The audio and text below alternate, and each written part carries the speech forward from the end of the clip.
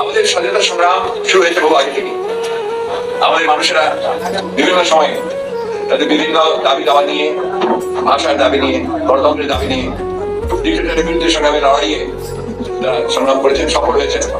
এবং এই সংগ্রামে বিভিন্ন সময়ে আমাদের জাতীয় নেতারা একেবারে বহু আগে থেকে শুরু করে, এমনকি ব্রিটিশ পিরিয়ড থেকে শুরু করে দেশের স্বাধীনতার জন্য বহু লোকে প্রাণ দিয়েছেন, আত্মত্যাগ করেছেন। পরবর্তীকালে আমাদের শেখ মালাইকে ফজল হক, হোসেন শহীদ সরওয়ার্দী, মাওলানা আব্দুল হামিদ খান ভাসানী, শেখ মুজিবুর রহমান সবাই অবদান রেখেছেন।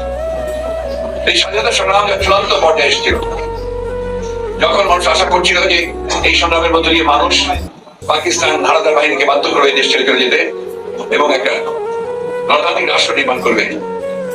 সেই স্বাধীনতা সংগ্রাম যখন চূড়ান্ত পর্যায়ে এসেছে, বিশেষ করে ৭ই মার্চের ঘোষণার পরে সব মানুষের আকাঙ্ক্ষা ছিল এবার স্বাধীনতার ঘোষণা আসবে, মুক্তি সংগ্রামের ঘোষণা আসবে। কিন্তু দেখা গেল ২৫ মার্চে যখন হানাদার বাহিনী গণহত্যা শুরু করলো, আক্রমণ করলো নিরস্ত্র বাঙালি মানুষের উপরে, তখন দেখা গেল যারা এতদিন ধরে নেতৃত্ব দিয়েছে, স্বাধীনতার কথা তারা বলেনি কিন্তু সংগ্রামের নেতৃত্ব দিয়েছে, তারা আঘাত করে যারা উবে গেল, পালিয়ে গেল।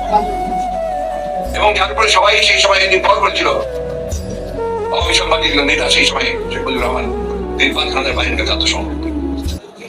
মানুষ এখন দিশেহারা হয়ে গেছে, কি করবে বুঝতে পারছিল, কি কর্তব্য বাবু। একদিকে পাক হানাদার বাহিনীর সেই আক্রমণ, হত্যা, নির্বিবাদী হত্যা, অন্যদিকে যখন মানুষ ঢাকা শহর ছেড়ে পালিয়ে পালিয়ে চলে যাচ্ছে, তখন তারা কিছুই বুঝতে পারছিল। সেই সময় ২৬ তারিখে হঠাৎ করে যে কণ্ঠ এদেশের মানুষকে ঘুরে দাঁড়াতে সাহস জোগালো, সেই কণ্ঠ ছিল এই পক্ষের মেজর জিয়া।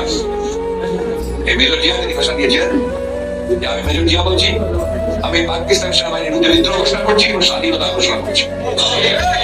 আসুন আমরা সবাই এই যুদ্ধে এগিয়ে পড়ি এবং এই হানাদার বাহিনীকে আমরা পরাজিত করি। এই যুদ্ধ, এই ঘোষণায় সমগ্র জাতি অনুপ্রাণিত হয়েছে।